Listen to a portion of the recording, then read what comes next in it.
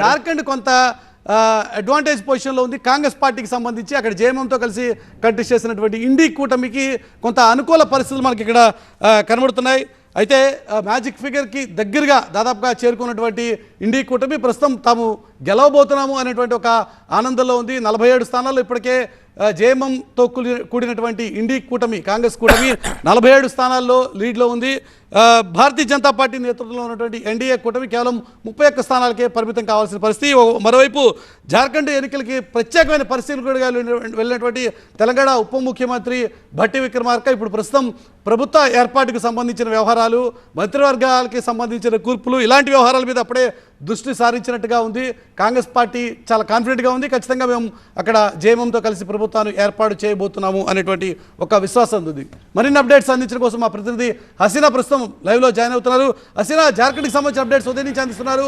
జార్ఖండ్లో tough fight ఉంటుంది అనుకున్నారు, కానీ కొంత అడ్వాంటేజ్ పొజిషన్లోకి హేమంత్ సోరెన్ ప్రభుత్వం వెళ్తున్నట్టుగా మనకి ఇక్కడ కనబడుతోంది. ఏమున్నాయి అప్డేట్స్ లేటెస్ట్?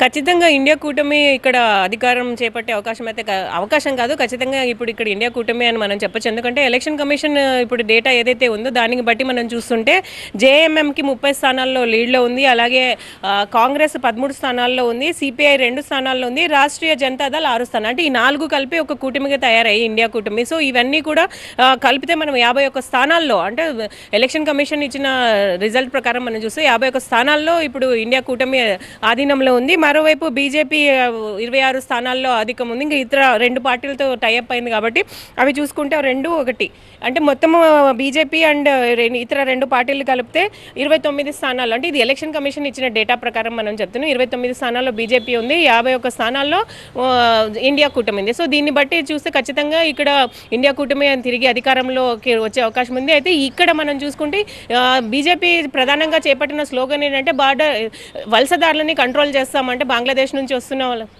వాళ్ళందరినీ కంట్రోల్ చేస్తామంటే, మరోవైపు వీళ్ళు స్వచ్ఛంద పథకాలకు సంబంధించి మహిళలకు సంబంధించి పథకాలు ఏవైతే వాళ్ళు ఆశ చూపించారో 1000 రూపాయల నుంచి 2500 వరకు మహిళలకు ఇస్తామని చెప్పి 18 సంవత్సరాల నుంచి 50 సంవత్సరాలకు ఉన్న మహిళలకి ప్రతి నెల 1000 రూపాయల నుంచి 2500 రూపాయలు ఇస్తామని ఏదైతే చెప్పారో దీనికి ఎక్కువగా ఆసక్తి కనపడినట్టు తెలుస్తుంది. అలాగే లోకల్ మన ముఖ్యమంత్రి అయితే బెస్ట్ అనే విధంగా కూడా వాళ్ళు ఆలోచిస్తున్నట్టు తెలుస్తుంది.